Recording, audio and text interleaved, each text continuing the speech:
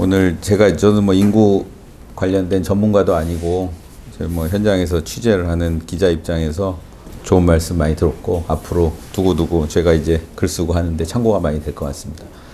이제 오늘 이렇게 토론에 불러주셔서 저는 좀 몇 가지 현장에서 후배들한테 한번 물어봤습니다. 젊은 친구들한테 왜 이렇게 결혼, 저출산, 애를 안 낳으려고 하냐 이렇게 물어봤는데 가장 많은 제가 들은 대답은 그런 거였습니다. 뭐냐면 자기가 애를 낳으면 자기보다 못 살 것 같다라는 그런 생각을 하더라고요. 그래서 저는 그러니까 저랑 한번 비교를 해봤습니다. 제가 어렸을 때 저희 부모님 보다 이렇게 부모님 사시는 걸 보면서 나는 우리 부모님보다는 잘 살 수 있을 것 같다라는 그런 생각이 있었는데 지금 젊은 친구들, 제가 물어본 친구들이 40대, 30대 이런 친구들인데 그런 친구들은 자기가 애를 낳으면 자기보다 생활이 어려워질 것 같다. 그러니까 물론 그 친구들은 저희 매일경제신문 정도 되면은 그나마 그냥 괜찮은 직장에 해당이 되니까 직장에 이제 나름대로 대학교 졸업하고 취직해서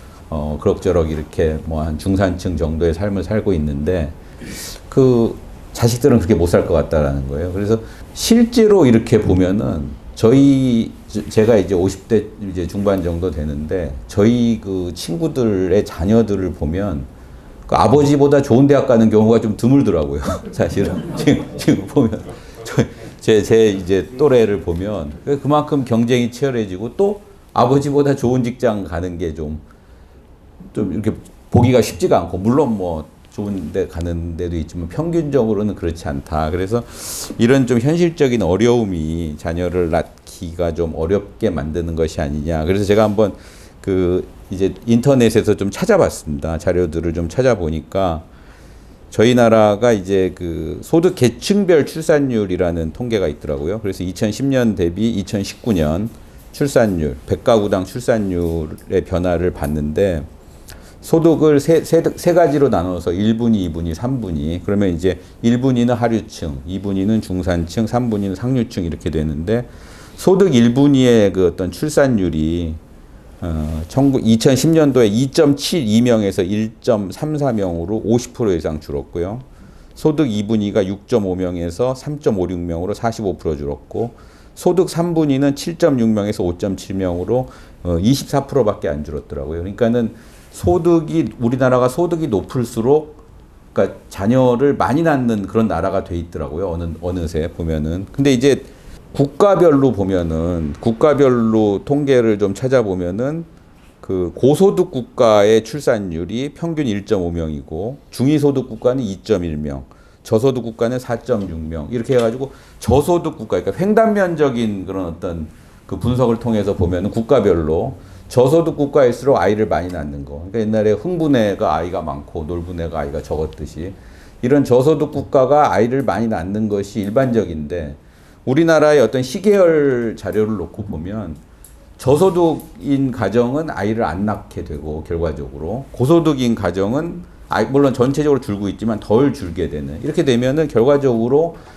소득의 어떤 양극화 문제가 결과적으로 출산율에까지 영향을 미치는 게 아닌가라는 그런 생각을 좀 해봤습니다. 그리고 또 출산율이 IMF 사태 이후로 출산율이 줄어드는 속도가 굉장히 빠른 그런 통계도 나오고 그래서 결과적으로 저는 아까 이제 많은 분들이 말씀해 주신 그런 것들에 대부분 동의를 하면서도 한 가지 더 이제 추가를 하자 그러면 소득의 어떤 양극화라는 문제, 그 다음에 저소득 계층의 어떤 출산율 저하의 문제 이런 부분들에 대해서도 좀 맞춤형 대책이 필요하지 않을까라는 생각을 좀 해봤습니다. 그러니까 결과적으로 거꾸로 얘기하면은 정부에서 제가 이번 달에 계속 저희 저출산 고령화 위원장, 주영환 위원장도 만나서 인터뷰할 기회가 있었고 그런 어떤 세미나에 가서 이제 얘기할 기회도 있었고 이번 달에 어떻게 하다 보니까 저출산 문제에 대해서 많이 이렇게 취재를 하게 되는데 전체적으로 제도라든가 이런 것들은 되게 잘 돼 있는 것 같고요. 특히 현 정부 들어와서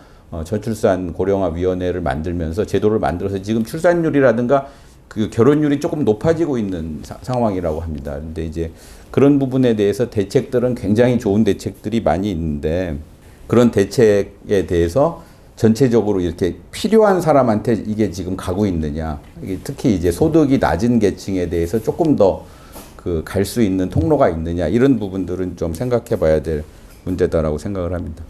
그리고 또 한 가지 제가 이제 그 조금 더 덧붙이자면 이런 세미나 제가 오늘 와서 받은 느낌도 있고 그 전에 이제 그 저출산 고령화위원회 세미나 갔을 때도 이제 느끼는 것이 출산의 당사자들이 안 보이더라고요. 그러니까 저출산 고령화. 그래서 출산을 여기서 아마 이 자리에서 출산을 하시는 분은 아마 없지 않을까 생각이 되는데 다른 대책의 뭐 그 정부 대책위원회 대책도 마찬가지고 아까 저출산위원회에 대해 상당히 좀 비판도 많이 해주셨는데 저출산위원회 어떤 구성조차도 그 출산을 하는 사람들이 실제로 안 보이고요.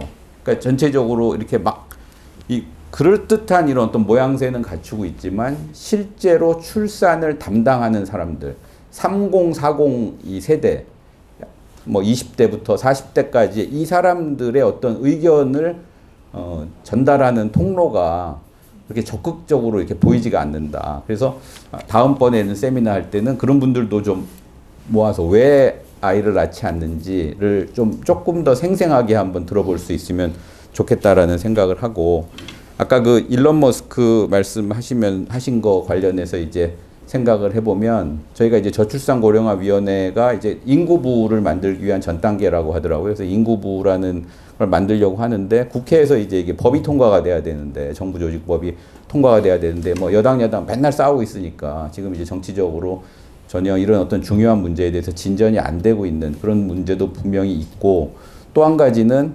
인구부라는 것을 만약에 만들게 되면 거기에는 뭐 일론 머스크 같은 사람이 지금 정부 조직 그 효율화 위원장으로 지금 미국 트럼프 대통령 당선자가 임명을 하지 않았습니까? 그러니까 인구부의 어떤 장관 자리는 정말 그런 사람이 한번 됐으면 좋겠다. 일단은 연령별로 한 40대 이하, 실제로 30대이면서 그런 식의 어떤 파격적인 정책을 할 수 있는 지금 저희가 뭐 380조 원 투입하고도 지금 고령화 문제 전혀 해결이 안 되는데 이 정도면은 1인당 막 출산 때 1억씩 줘도 지금 거의 한 300만 명 이상 출산을 할 수 있는 그런 금액인데 이런 것들에 대해서 정말 파격적인 대책을 할 수 있는 그런 사람이 좀 임명이 돼서 조금 더 이제 활력 있는 대책이 나왔으면 좋겠다 이런 생각들을 좀 해봤습니다. 이상입니다.